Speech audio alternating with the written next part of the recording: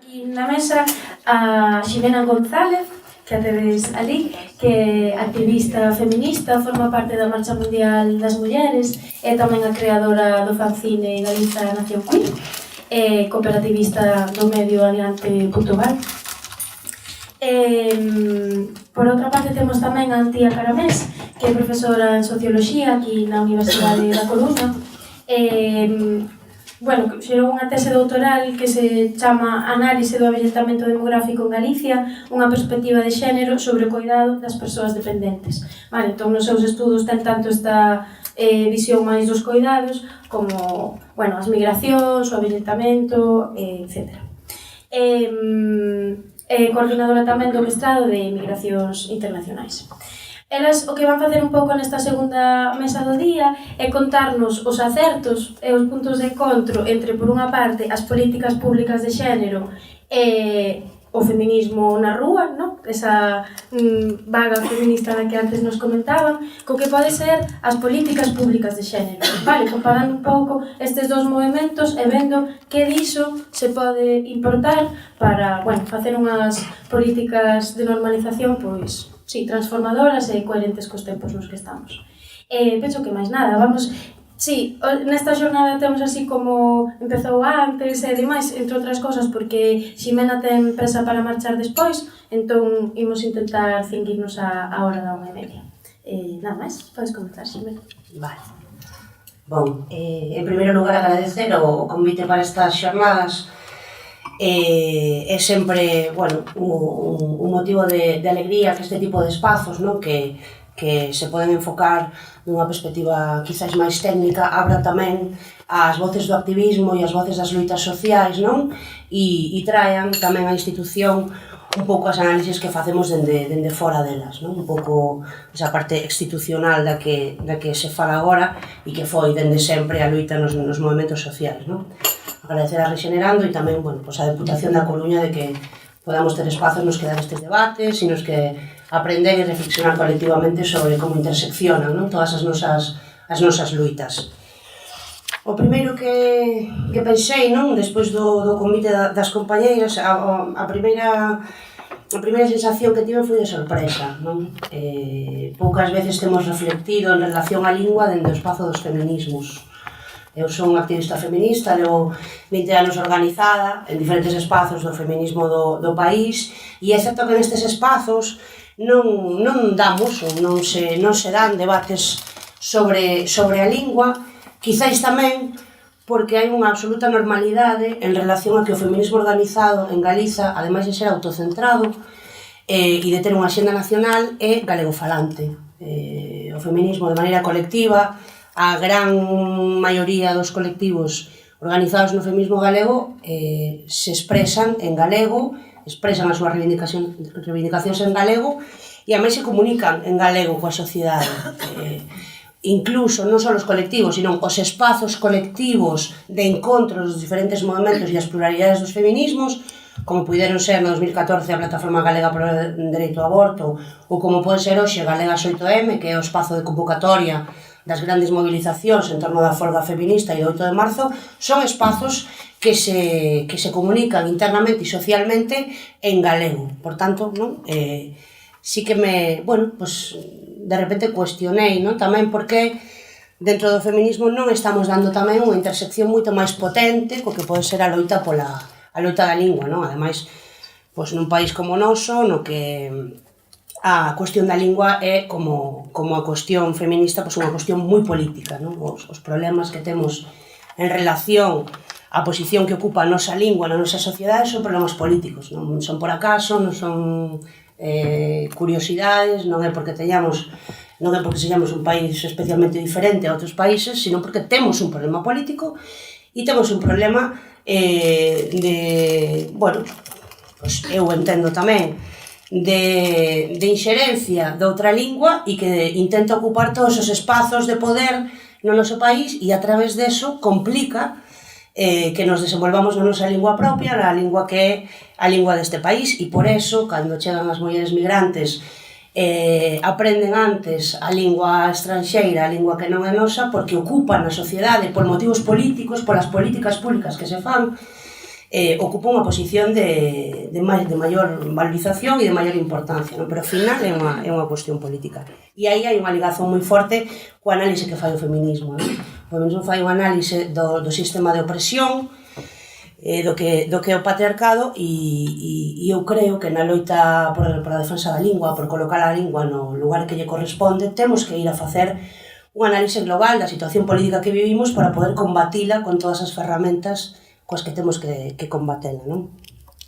Como vos decía, os colectivos organizados, o feminismo galego é un espazo galego falante, e aí tamén temos outra oportunidade de socialización do galego. Eu tamén fui inmigrada no seu momento, son nacida na Argentina, cheguei a Galiza con 11 anos, vivín os procesos que supón para as persoas migrantes aprender unha lingua que lle é allea, aprender ademais a lingua minorizada no territorio, aprender ademais a lingua discriminada no territorio, a lingua perseguida no territorio, e entrar, chegar e colocarte do lado das oprimidas tamén na cuestión lingüística. Isto tamén nos pasa.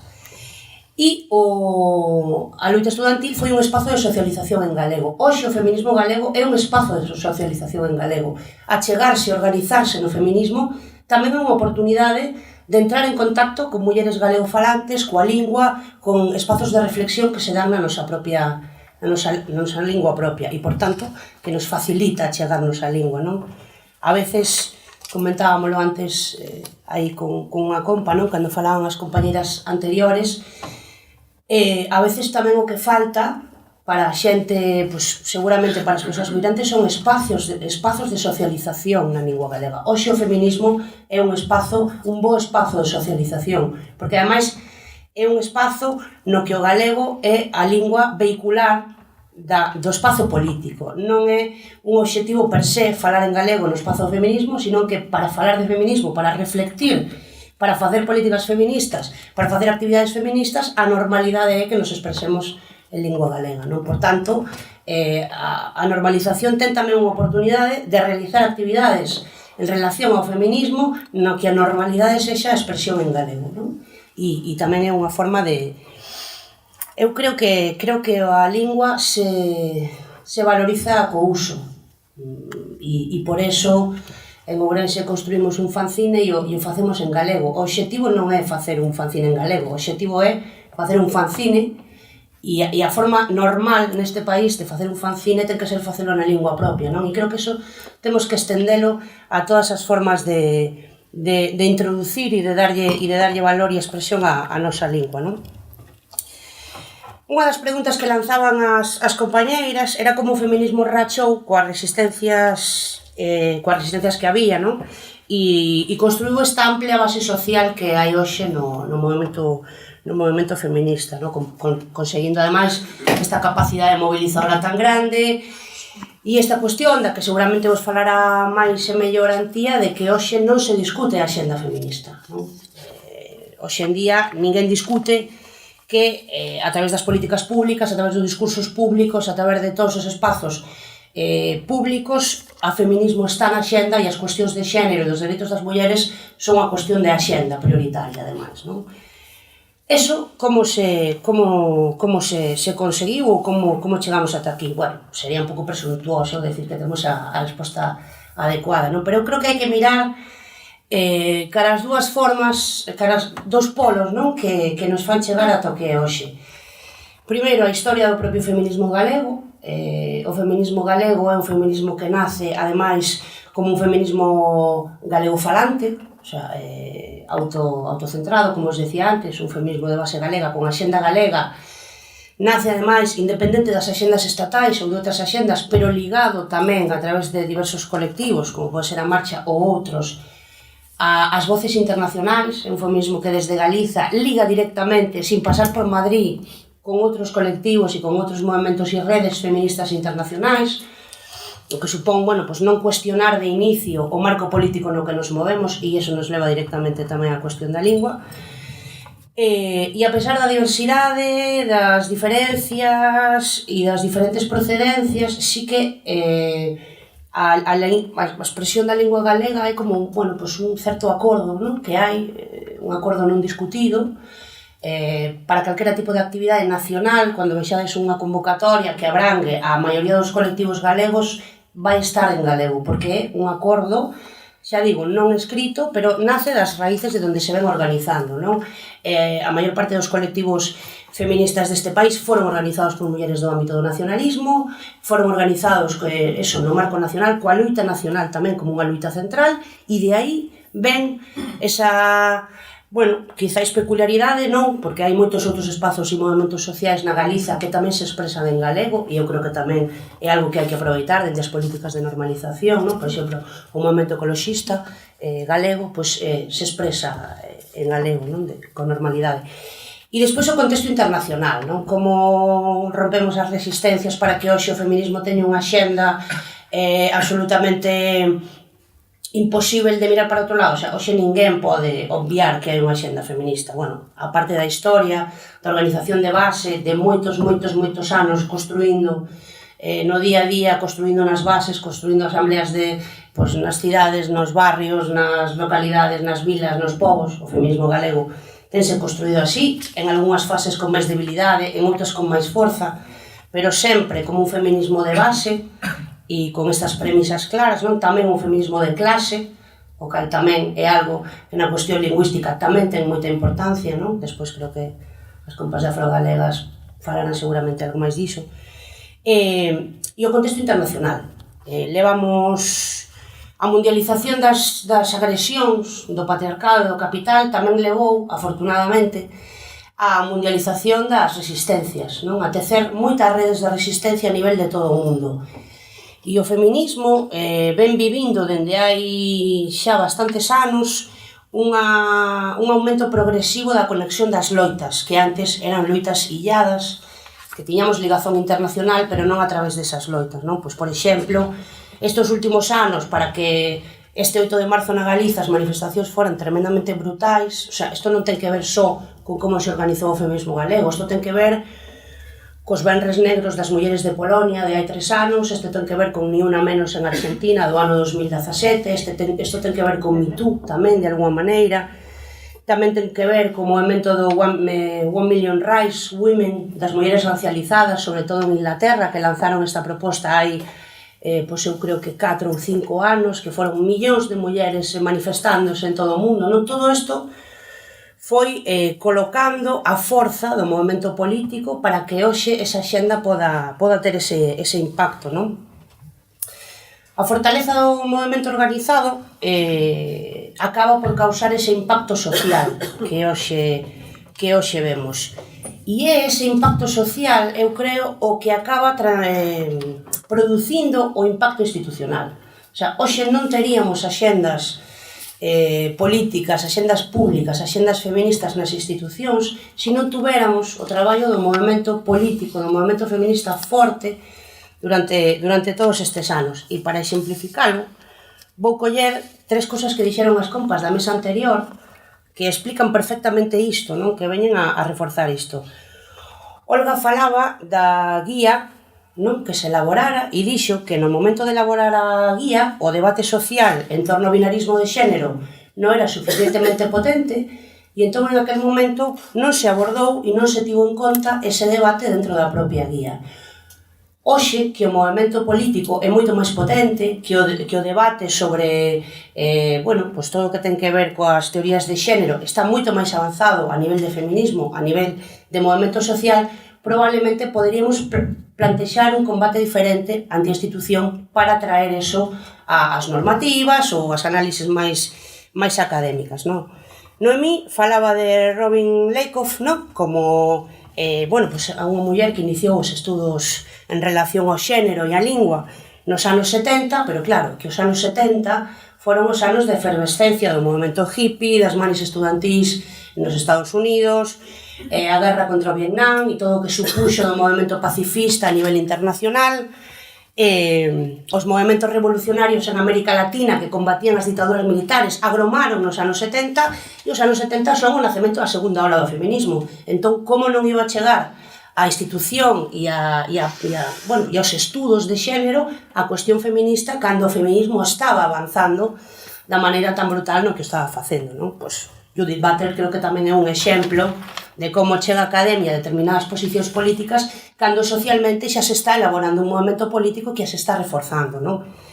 E Olga falaba de Audre Lorde e de Angela Davis, por suposto, mulleres negras, ademais, para falar, non, de como se incluir a cuestión, bueno, das migrantes e da racialización no feminismo, pero tamén é obra dos movimentos organizados e dos movimentos sociais das mulleres racializadas e das mulleres negras e do movimento LGTB, que naceu como un movimento racializado, ademais, porque eran mulleres latinoamericanas insertadas nos barrios estadounidenses, ademais atravesadas por cuestións de xénero, mulleres trans, mulleres bi, homes e mulleres gays e lésbicas, todas racializadas, e mulleres latinoamericanas emigradas ali, ou de pais e nais latinoamericanas, as que puxeron en marcha esa forza do movimento outra vez que derivou, non, en que as institucións recolleran iso.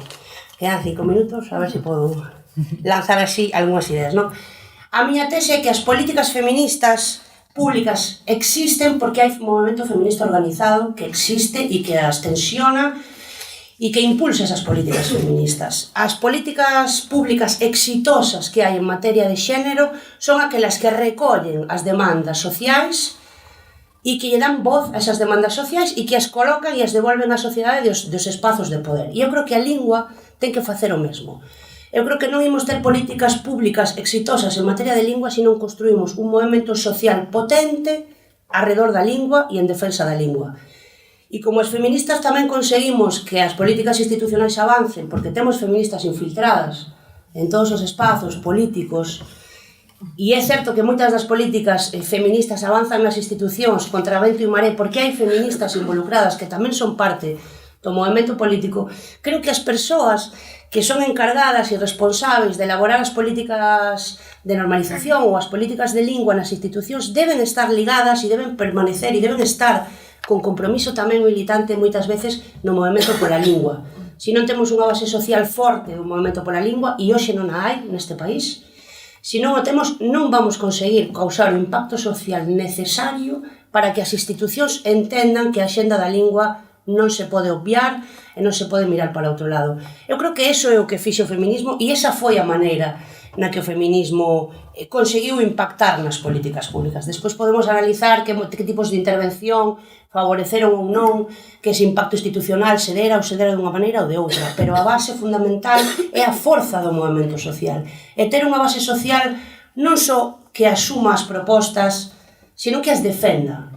É fundamental, se analizamos a historia tamén política deste país, mellor dá máis tempo na parte de coloquio, cando non tuvemos capacidade política e social de defender as decisións que se estaban tomando nas institucións, as institucións caeron e volveron a estar en mans das dereitas que nos asimilan ao castelán, que nos impoñen decretos da lingua e que eliminan, non, este tipo de políticas. Entón, é fundamental ter base social suficiente para defender esas políticas, porque esas políticas de normalización e de valorización do galego son políticas que van en contra da política hexemónica, que impón todo o contrario, que impón, bueno, pois o castelán como lingua de prestixio, non, neste país. Temos que ter movementos sociais que sustenten espazos sociais de socialización do galego, que sustenten medios de comunicación que se expresen en galego, que a súa expresión sexa galega, e iso só lo vamos construir desde os movimentos sociais. Eu creo, e estou convencida, e non é porque teña nada en contra das institucións, que fun concelleira en Ourense, que as institucións non poden ser transformadoras. Están deseñadas de tal maneira que non teñen capacidade de transformación social. O que poden facer é acompañar a transformación social que o facemos dende os espazos sociais de luita das rúas. Poden recoller esas demandas, poden adaptalas aos seus corsés institucionais e poden devolver ou dar voz a todas esas lutas. E desa maneira sí que poden ser útiles e poden axudarnos a avanzar nas diferentes luitas sociais. Pero sí que creo que darlle ás institucións esa idea de que poden ser transformadoras per se, de que unha política illada pública pode resultar transformadora, sexa feminista ou sexa sobre lingua ou sexa sobre algo, non se sustenta na realidade política na que nos vivimos. E todos os exemplos nos levan a exemplos contrarios. Eu non coñezo ningunha política pública feminista de ningún concello deste país que non sexa exitosa, o sea, que funcione, que non sexa resposta ou recollida de demandas que previamente se traballaron ou se demandaron a través dos colectivos sociais e do propio movemento feminista. E teño a intuición de que na lingua pasa exactamente o mesmo. E creo que é un camiño que temos que explorar en ligazón entre as institucións e o movemento político. Non pode ser que o movemento pola lingua exista só no 17 de maio. Non podemos limitar a nosa... E temos que confrontar, ademais, todo un proceso de galegofobia, de agresións á lingua, e iso temos que facelo, e non podemos facelo só dende as institucións, sino que temos que construir un movimento forte que sexa capaz de parar iso, non? E de facer propostas para que avance as políticas públicas. A vanguarda, eu creo que está sempre nos movimentos sociais e as institucións teñen que ser un altofalante de todas esas luitas. E, bueno, pues deixo aquí estas ideas e despois falamos se queredes.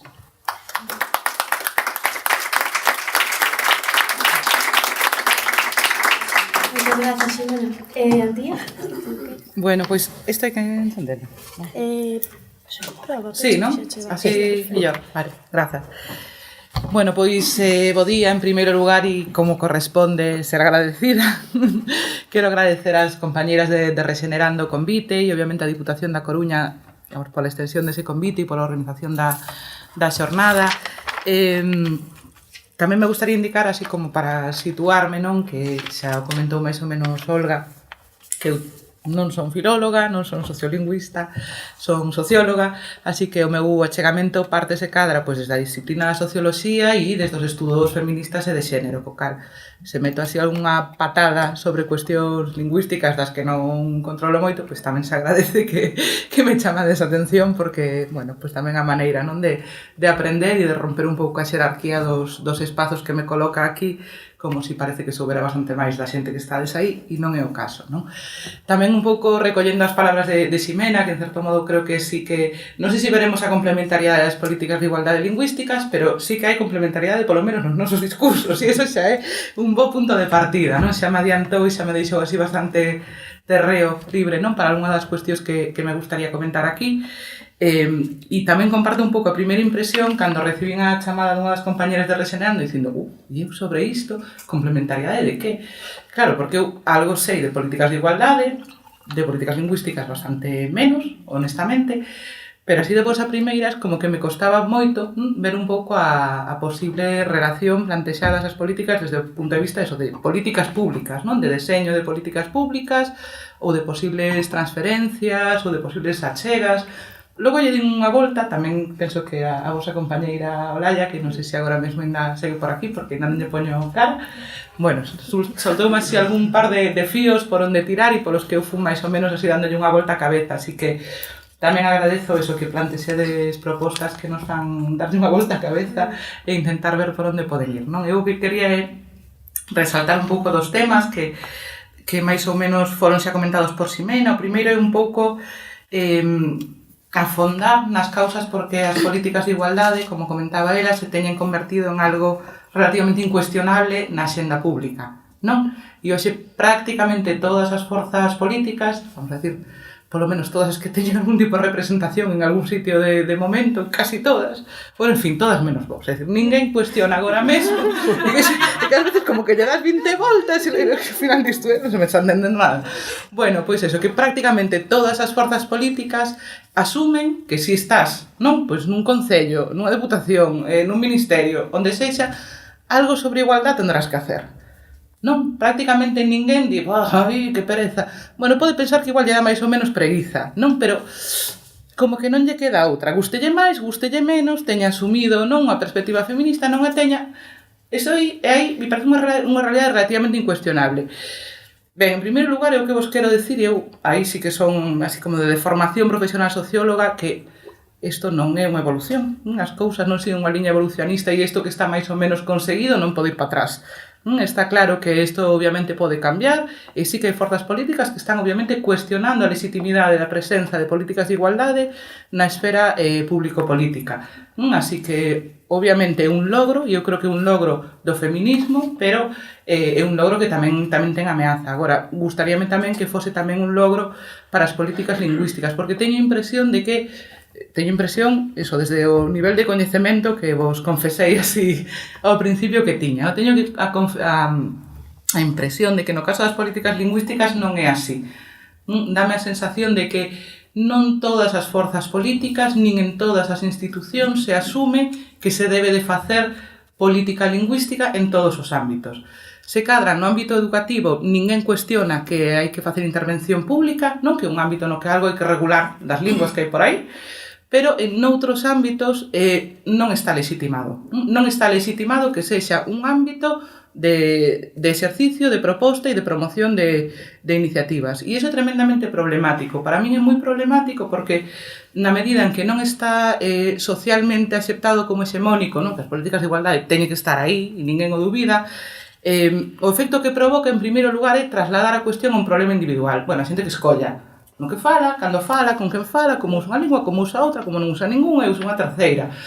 Perfecto, e eso é tremendamente problemático, non? Porque se tú asumes que un problema ten unha raíz individual, as institucións se inhiben de facer calquera cousa ao respecto, non? Co cal, xa é unha maneira de negar, non? Que ese problema ten unha dimensión colectiva, social, e ademais, en relación ás potenciais forzas políticas que defenden o contrario, que sí se debe de facer intervención público-política nese ámbito, ao final quedan como acurraladas, non? Esta é a xente que quere meter os fuciños nalgo que é individual. Polo tanto, o que se consolida como marcador discursivo é iso, non? A cuestión lingüística é unha cuestión individual e, polo tanto, se hai algunha ou algunhas, ou as que sexan, forzas políticas que queren facer ou queren propoñer políticas para que a xente cambie o seu uso lingüístico ou faga o que sexa coa lingua, estánse metendo onde non lles corresponde porque é algo individual. Isto, a verdade é que ata non hai moitísimo tempo pasaba tamén coas políticas de igualdade, non? Que se entendía que moitas das cuestións era meter os fuciños nas casas da xente. Pero eu penso que agora mesmo, aínda que obviamente non está en risco de retroceder a cuestión, as cousas non é así. E obviamente, por que? Creo que algunha das razóns as apuntaba a Ximena. É obvio que a forza do movemento feminista, non, leva a que haxa esa situación de, bueno, de que ninguén se pode atrever a cuestionar, non, esa legitimidade e esa certa hexemonía, non, da presenza da igualdade como obxectivo político que se debe destinar atención. Pero penso que tamén, ou baixo a comprensión do feminismo, non só como unha práctica política ou como unha forma de activismo, sino tamén como unha teoría crítica, tamén hai que resaltar a gran capacidade, non, que tuvo o feminismo como produción científica e académica a hora de recoller, de analizar os problemas das mulleres non como problemas desta muller, desta e daquela, sino como problemas que teñen unha expresión política, non? Entón, eu creo que nesa doble articulación na que fala, pois, por exemplo, Rosa Cobo do feminismo como teoría crítica, pero tamén como práctica política, está o éxito a hora de redefinir discursivamente como hexemónico que os problemas das mulleres non son problemas das mulleres en particular, sino que son problemas aos que a sociedade ten que enfrontarse e ten que dar resposta. Outra cousa é que despois as respostas que se dean ou que diseñas políticas de igualdade nos guste ou non nos guste, eso xa é outra película, pero que asuma que ten que facer algo iso se xa é unha victoria. Eu prefiro que alguén faga unha política lingüística que eu teña que poñerme na posición de criticala antes que xa é un paso do que partimos antes que diga ai, non, es que en este tema non tengo nada que hacer, a gente que hable lo que le dé la gana. Non, para mí xa é un avance en ese sentido. Penso que tamén un dos éxitos dese feminismo como teoría crítica e como práctica política tamén ven dese feito de que é un movimento profundamente diverso, é un movimento bastante mestizo, no fondo, non? No que ás veces te costa recoñecerte porque isto, bueno, pero a oposición do feminismo sobre isto, bueno, pois hai varias. Pero iso é algo tremendamente interesante, non? Porque ás veces teño impresión de que os movimentos de defensa da lingua, e non me estou secada referindo só ao caso galego, dan unha imaxe que tamén é unha construción social, por suposto, de certo monolitismo. Non digo que o haxa, digo que pode haber esa imaxe ou pode haber esa construción social acerca do movimento ou dos movimentos de defensa da lingua. Creo que esa idea que transmite o feminismo, que tamén pode ser unha construción social, igual non é así, eu a percibo e a comparto, non? De certo, bueno, pois de que hai unhas que van por aquí, hai outras que van por ali, que é diverso, que todo o mundo máis ou menos ten cabida, non? De que hai distintas expresións, que tamén esas expresións aluden a articulación de distintos sistemas de opresión, como se falaba pola mañá, incluso de que sobre algunhas cuestións tampouco é unha posición única e exclusiva. Iso chama a xente a entrar. Isto, bueno, eu, algunhas cousas non me convencen moito, pero como vexo que tampouco marca moito, pois tamén é o meu espazo, non? Esa idea de un espazo de socialización no que te podas sentir cómoda, non? Eu creo que é outro dos elementos bastante importantes. Hai outro elemento que tamén, ao meu modo de ver, se deriva desa concepción do feminismo, eso como teoría crítica e como práctica política, que é a profunda conexión do relato, do relato da desigualdade coa experiencia encarnada. Esa idea de que alguén te conte o que pasa coa desigualdade das mulleres, pero que tú lle podas poñer o corpo e dicir, sí, porque a mí pásame isto, non esa conexión entre a subxectividade e o relato político ou incluso o discurso académico, non, que se fai sobre a situación das mulleres é profundamente potente, porque en certo modo te proporciona xencia, non? Te proporciona, digamos, posición social, non? Millor ou peor, eso tamén é un fastidio, porque ás veces non abrir o feminismo e darte conta de cajo no demonio, como estamos, ben, pero sí que te proporciona unha posición social, efectivamente, non individual, unha posición desde a que podes actuar, non? Desde que eres un axente. Dame impresión tamén de que no movimento de defensa da lingua hai menos identificación encarnada coa subxectividade, non? E que falta un pouco máis esa vinculación, non? Entre a práctica política e incluso o discurso teórico político sobre a planificación e a política lingüística e as experiencias encarnadas e subxetivas da lingua e das prácticas lingüísticas, non? Teño un pouco impresión, pero logo tamén corrixídesme, porque aí nese contexto pues, sei un pouco menos, non? Tamén, eu creo que este foi un debate do feminismo moi importante dos anos, non sei que tal vou de tempo, porque eu máis ou menos, non?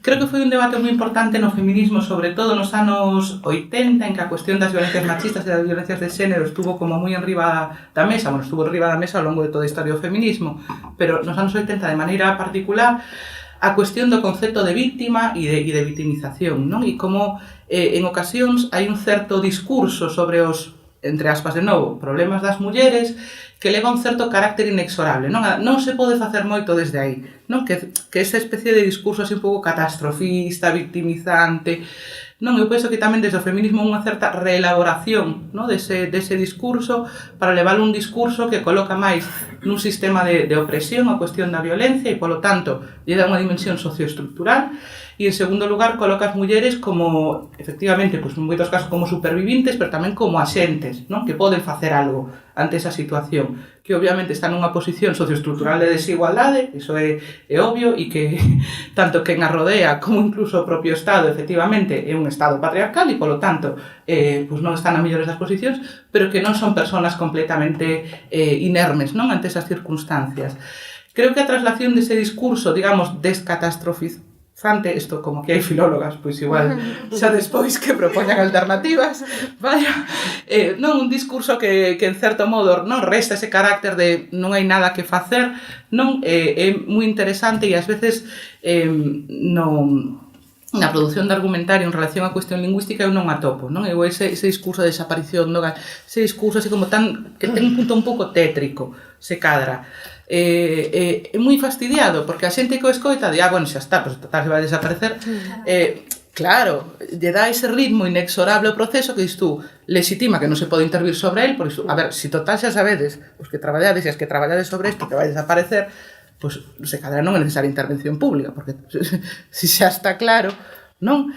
Entón, eu creo que hai que fuxir tamén un pouco desa especie de, non, de argumentario catastrófico e apocalíptico, non? Que tamén eu creo que estuvo presente en algúns casos no deseño de políticas de igualdades, un argumentario sobre as políticas de igualdade, porque penso que traslada a idea de que non se pode facer nada, non? De que non hai nada que facer. Ben, despois, así, na segunda parte da intervención, e tamén por ir resumindo, porque entendo que, senón, igual tamén pasa un pouco de tempo, quería resaltar dous elementos. Un deles creo que se abordou bastante, digo creo porque cheguei un chisquiño tarde, pido desculpas anteriores relatoras, dous elementos que un deles abordou un pouco antes, que creo que son dous elementos relativamente exitosos das políticas de igualdade, que non están en absoluto xeralizados ali onde hai políticas de igualdade os distintos niveis da administración pública, pero que sí que aí onde están teñen, baixo o meu punto de vista, unha gran capacidade transformadora, non? A pesar de ser desde as institucións, non? Eu creo que, efectivamente, por suposto que emanan do movimento feminista e do feminismo como teoría e como práctica,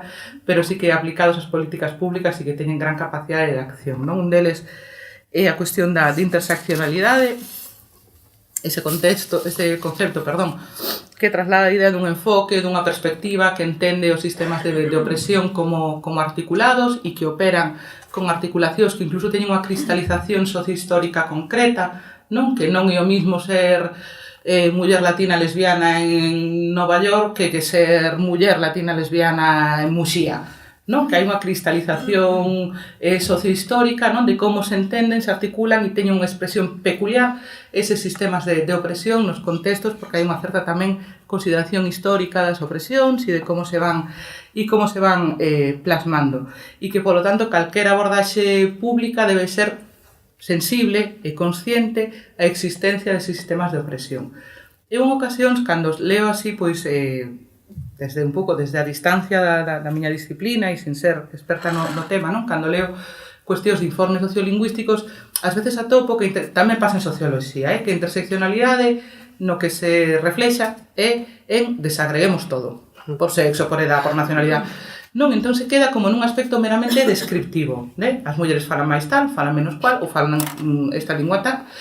Bueno, iso tremendamente non está mal, porque primeiro que teñamos información coa suficiente desagregación por variables que nos trasladan, non, a posicións sociais é excelente, non? Porque primeiro ter información para poder chegar a un análise, pero penso que hai que ir máis alá, non? E que como se facía esta mañá hai que ver como se articula ser muller galegofalante aquí, que o que supón para a túa experiencia, non? Como se relaciona, non? Coas políticas lingüísticas ou tamén coas políticas de igualdade e analizar as cuestións desde aí, non? Eu creo que aí queda bastante máis produción.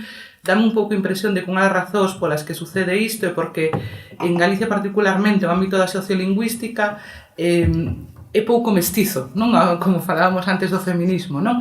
Hai moita xente procedente de filoloxía que non hai absolutamente ningún desprezo, pero hai pouca interdisciplinaridade. E eu, nos proxectos de investigación nos que traballo, eu sempre aprendo máis cantas máis disciplinas e incluso distintas hai involucradas, non? Porque son casi como outras maneiras de ver o mundo, non? E cando tú estás así enfocando así, ás veces a zona en sombra pois non es capaz de vela porque as disciplinas científicas son ás veces como un pouco orelleiras. A min pásame coa miña, así que non é unha crítica a unha en concreto. E eu creo que houve unha certa falta de interdisciplinaridade na sociolingüística, esa é unha impresión que teño, que ás veces fai, non? Que esta perspectiva estea non sei se ausente, pero se cadra menos desenvolvida que no ámbito do feminismo nas políticas de igualdade. Con todo, a maior parte das políticas públicas de igualdade que se desenvolven no país, eu creo que non teñen plenamente incorporado o enfoque da interseccionalidade. Pero sí que, obviamente, é unha idea que circula e que está máis presente, non? Ben, o segundo dos conceptos é o concepto de mainstreaming de xénero, máis ben de transversalidade de xénero, non? Un concepto que deriva, digamos, das resolucións da Conferencia Nacional sobre as Mulleres das Nacións Unidas do ano 95 se celebrou en Pequín e que a partir de aí empeza a ser como un concepto inspirador das políticas públicas en maneira de igualdade e que o que nos traslade é a idea de sobardar, non? De un pouco de sair do marco do nicho específico que che dan para actuar, non? De Consellería de Igualdade, pois desde aquí lo hago todo. Tengo unha posición marginal, non teño orzamento, non? E eu encima, desde aquí vou a transformar a situación da maioría da humanidade, non? Porque isto de que as mulleres somos a mitad do mundo, a verdad é que en Galicia somos a maioría social. Entón, nesta historia, non? De que as mulleres somos a maioría. Entón, pretender que desde un organismo específico dentro de unha institución sexa Ministerio de Igualdade, a Consellería, que non a temos de igualdade, pero bueno, en fin, da igual, que desde ese curruncho específico que che dan tú podas non ter a suficiente capacidade da xencia política para propoñer iniciativas que teñan algunha implicación, que supoñan algo de cambio para a vida das mulleres, pois é iluso, non? Sobre todo porque o que está facendo os teus compañeros e compañeras no resto das áreas pode que ata sexa contraproducente, non? Entón, a idea que traslado o mainstreaming de xénero, ou a transversalidade de xénero, é a idea de que en todas as áreas se ten que incorporar o enfoque de xénero. E se tú estás elaborando un plan de vivenda, tú tes que ter as ferramentas conceptuais, é dicir, a formación necesaria, como para poder avaliar que impacto vai ter sobre a vida das mulleres o teu plan de vivenda, ou de transporte, ou de, pois non sei, do que sea, tanto me ten, non? A medida en que se xeraliza isto é tremendamente positiva porque hai un primeiro efecto, que é formación. É dicir, como isto non se pode saber sin que máis ou menos a xente integre e incorpore, non? Unha certa perspectiva de análise, pois en primeiro lugar o que tens que facer é formar a persoal técnico e a persoal político, non? Co cal, aínda que só sexa por unha maior concienciación do problema con esta formación xa é algo, non? Xa é un punto. Si despois, además, consigues remover certos obstáculos legais para que na aprobación de leis teña que haber un informe de impacto de xénero, xa é excelente, non? Porque xa polo menos alguén se ten que dedicar a pensar que pasa, non? Coas consecuencias na vida das mulleres desta lei. Actualmente pasa con moitos textos legislativos que é obligatorio que leven un informe de impacto de xénero e un informe de impacto medioambiental. Por que non pedir que teña un informe de impacto lingüístico? Como impacta na cuestión de discriminación lingüística que queras crear, pois non sei, unha nova liña de transporte público no concello de non sei que? Pois a persoa se terá que poñer a pensar, pois terá que estar rotulado en galego, pois indicadores que se dean, esparadas terán que estar, non? Pois a ver, mirar que se xa un texto tamén accesible para as persoas que non podan ler ben sin unha letra pequena. É dicir, a persoa se terá que preocupar de como a cuestión lingüística pode impactar diferencialmente nese plan de transporte que estás deseñando. É dicir, a idea de transmitir que hai distintos sistemas de presión e que cando tú deseñas calquera cousa, por peregrina que sexa, aparentemente alonxada dun objetivo de igualdade, tanto no plano lingüístico como de igualdade de xénero, que tú teñas que pararte a pensar, non, de como impacta eso nas xentes que somos diversas, non, e que temos unha posición social distinta, non, e que nos coloca en lugares distintos, non? Xa vou rematando, que nos coloca en lugares distintos, pois eu creo que primeiro un exercicio de sensibilidade, non, de quen traballa nas políticas, non, de quen traballa nas e un exercicio de concienciación, un exercicio casi de empatía, non, público-política, e en segundo lugar tamén é un exercicio de pararte a pensar desde onde estás deseñando ti, non? Desde onde estás ti facendo as políticas e que consecuencias poden ter, non? Así que a cuestión da transversalidade aplicada ao ámbito lingüístico a mí pareceríame tremendamente interesante, porque ás veces teño un pouco impresión de que se concibe, xa sabedes que tamén a igualdade ten os seus nichos específicos, non? Unha concellería, unha secretaría, un non sei que, pero no caso das políticas lingüísticas o que teñen son os servizos de normalización e a maneira en que se entende a transversalidade é hai que aprobar este documento, por favor, la gente de normalización que revise el gallego, para ver se está bien. Non, eu teño un pouco, non sei, non traballo neste ámbito, pero dame un pouco a impresión de que a maneira de entender a transversalidade das políticas públicas que la gente de gallego mire se está bien escrito. Non é así, é dicir, eu creo que a xente do galego, non, que ás veces é como vexo que se chama na jerga da administración pública, o que terá que revisar é o impacto que terá sobre a opresión lingüística, pois esa proposta, incluso terá que axudar a formar a compañeiras e compañeiros para que incorporen esa lente e esa perspectiva e non teñan que andar despedindo nun consello a cada vez. Oye, tú como ves isto desde o punto de vista da lengua? Non, aprende a mirar con eses ollos, non? Igual que tens que aprender a mirar con un enfoque de xénero. Ben, pois non me alongo máis, porque creo que xa me estou pasando e falo demasiado rápido. Iso, moitas grazas e agardo que haxa elementos para o debate.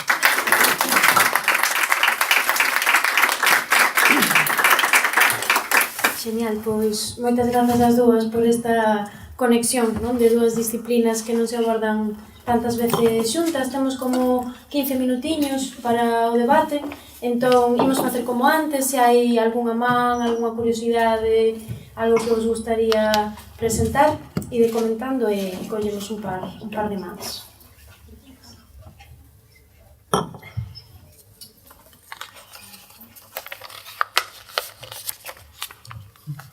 Sí, dúbidas ou comentarios, non? Porque antes tamén comentábamos aquí coas dúas que elas tamén teñen curiosidade por coñecer un pouco máis, no caso non todas hoxe sodes técnicas ou técnicos municipais, pero como vos chega todo isto, a que vos soa, védelo conectado ca vosa realidade, imposible, hai tamén profes, hai alumnado, entón, bueno, como igual non son preguntas, pero sí, como antes comezaba Dores, non? Tamén, pois, reflexións en relación ca vosa realidade.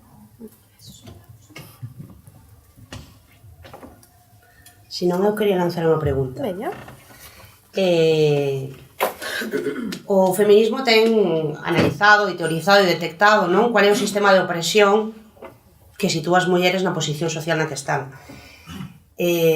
Si decimos que hai unha opresión lingüística, onde está o opresor? Cual é o sistema opresor? Por que non sinalamos onde está a orixe da opresión lingüística?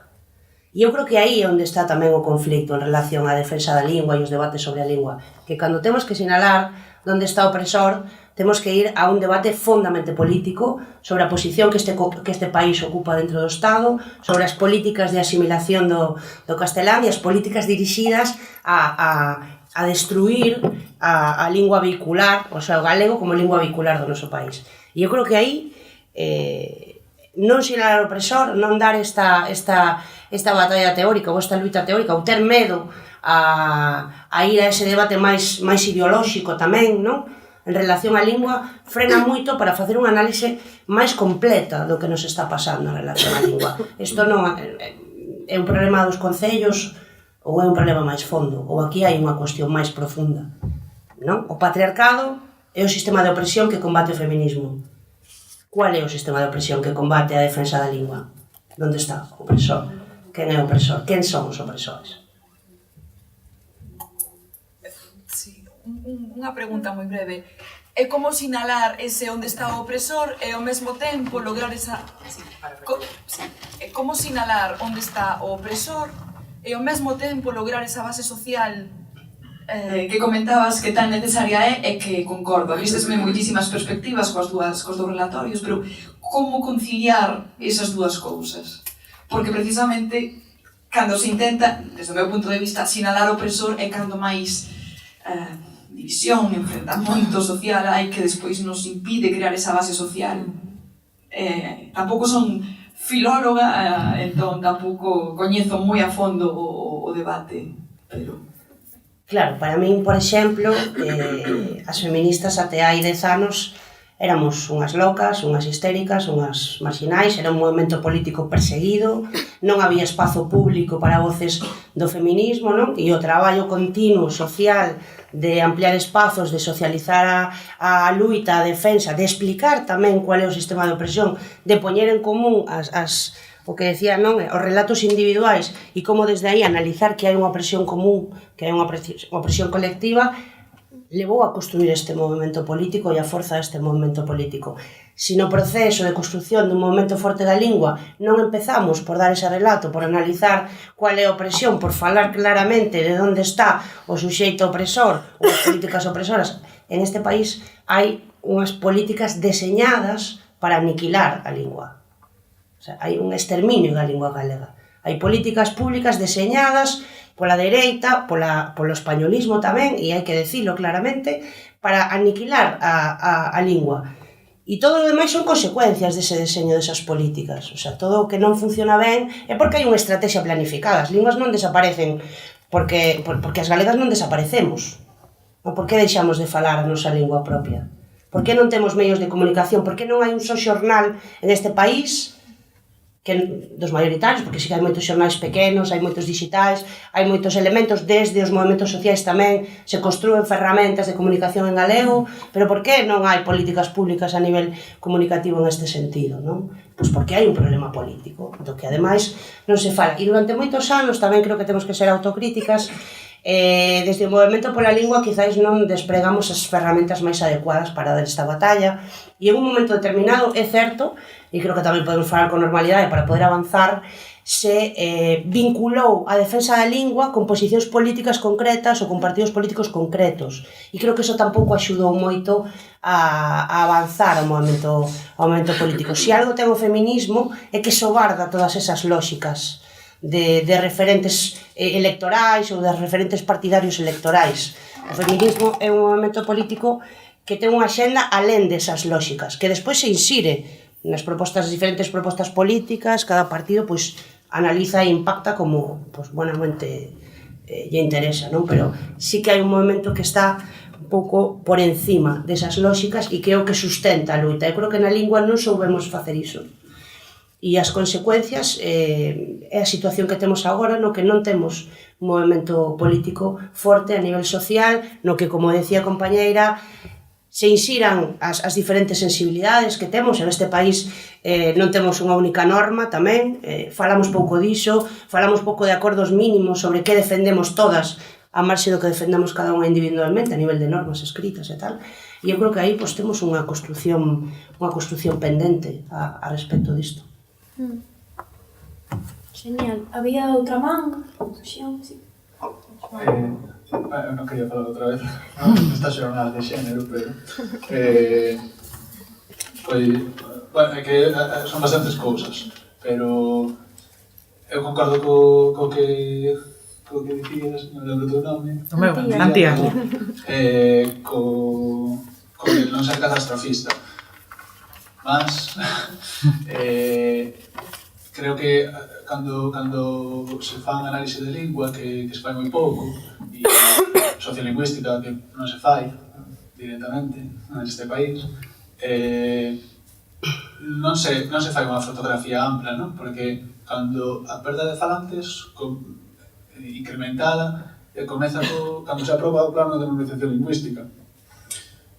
Eu concordo con Ximena. Hai planos especificamente deseñados para exterminar a veces persoas, a veces linguas e outros para todo o contrario. Este é un plano que está preparado para acabar o sea, para a normalización da lingua española na Galiza. Entón, claro, igual hai que meterse no miolo do asunto, que é máis complicado. E despois hai o problema da lingua en espazos sociais nos que hai competencia de espazos e de poderes e de hexemonías de varias linguas, dúas ou máis linguas, é un problema social e, por tanto, é un problema nacionalitario aquí. É dicir, aquí é un problema de hexemonías políticas. Por tanto, é imposible naturalizar unha hexemonía política sen acabar con outra, porque o espazo non se pode compartir, non? Neste sentido. E as linguas acontece o mesmo. Non falamos de prácticas lingüísticas, falamos de hexemonía lingüística, que non ten nada a ver. E en fin, non vexo... Bueno, esta cuestión de non dramatizar, non dixenches exactamente, pero todos os estudos que se levan feito despois, desde o Consello da Cultura Galega, desde a Real Academia Galega, desde o Seminario de Sociolingüística da Real Academia Galega, son as mesmas persoas, por certo, non abordan o fundamental, é dicir, non abordan a educación infantil, por exemplo, vimos no último documento onde é evidente, sácanse os dados de que a perda de falantes comeza no primeiro momento, si é que en algún momento nacen falantes de galego, que isto tamén habría que verlo, pero non se aborda iso, comezamos a traballar cando teñen 13 anos. As mínimas modificacións que se pretenderon, e de novo dunha cuestión totalmente de conflito nacional, non? Que foi no bipartito, que foi a cuestión das escolas, foi totalmente vanida e veuse claramente que non se pode modificar nada nese nivel e a modificación era mínima, non era ninguna revolución neste sentido. Bueno, varias cousas así como... Bueno, pues grazas, a verdade que é unha reflexión interesante e eu imagínate, digamos, si o que estás pensando sobre a situación do galego pensas sobre a situación das mulleres. É imposible non ser catastrofista, non? O que pasa que eu dicía non porque non haxa elementos para ser pesimista, sino porque selo discursivamente ou trasladar, non? Iso como discurso político pareceme perigoso porque te leva a un punto de inacción, non? E te leva, bueno, pois se xa está, pois nada, é dicir, te leva a posicións incluso hasta resistencialistas, é dicir, pouco ou nada hai que facer, non? E colócache incluso, ata che coloca discursivamente nunha actitude casi como a defensiva, non? A situación de, o que temos é casi como que instalar barreiras para defendernos, non? Desta especie de apocalipse que se nos ven porque vai desaparecer o galego, non? Penso que non é de todo realista, e ademais, e na que obviamente sobran os argumentos que indican que a situación lingüística é mal, Iso é, aí, vamos a decir, na análise probablemente, en primeiro lugar, te traes máis información e probablemente a compartirei plenamente, non é tanto na análise, é na cuestión do discurso que se quere trasladar, do discurso como práctica política, non? De decir, que nos interesa colocar como discurso para conseguir que isto sexa unha cuestión da axenda política compartida, non? Para conseguir que o noso discurso sexa hegemónico. Para min os discursos catastrofistas te colocan, tamén o está vendo coa cuestión da demografía, me parece tremendamente perigoso. Eu que son demógrafa, ademais de socióloga, cada vez que escoito que o suicidio demográfico de Galicia se empezan a entrar uns suores fríos, e claro, por qué? Porque a mellor maneira de justificar un recorte no estado de benestar, porque se o avellentamento demográfico non ten solución, pois xa está, non? Entón, trasladar a idea da inexorabilidade de certos fenómenos ou procesos que son sociais, primeiro te coloca a ti como un axente pasiva, yo la veo venir, ¿no? Sea lo que sea, non a desigualdade das mulleres, lo que sea, yo me coloco en esta posición, la veo venir, traslada a idea aos poderes públicos de fai algo, a ver, pero tampouco é moito que se poda facer, decir, non? E entón, eu creo que é negativa, non? Para intentar que a acción, digamos, a acción tamén igual nos momentos sociais, das persoas a título individual, sexa transformadora, non? Porque tamén te desempodera a título individual. Se hai pouco que podo facer, bueno, pues falo gallego porque está xa falando sempre, pero, en fin, non hai nada que se poda facer, non? Colócate nesta especie de derrotismo individual que se traslada tamén ao colectivo, non? Entón, con independencia de cando tú fagas un análise cos dados e con tisa na man, teñas que decir o que tens que decir, non? Que a situación é tal, que se perden desta maneira, que son de tal outra, que son de tal cousa. Creo que o discurso, digamos, orientado a intervención público-política ten que ser outro, non? Ten que ser, porque finalmente se é un problema social, eu formo parte do sistema. Polo tanto, algo podo facer para cambiálo. Non? Colectivamente, probablemente, non? Porque a título individual podo facer ben pouco, non? Pero trasladas un pouco a idea de, veña, va, e que o que se pode, non? Que o que aínda está nas nosas mans por facer.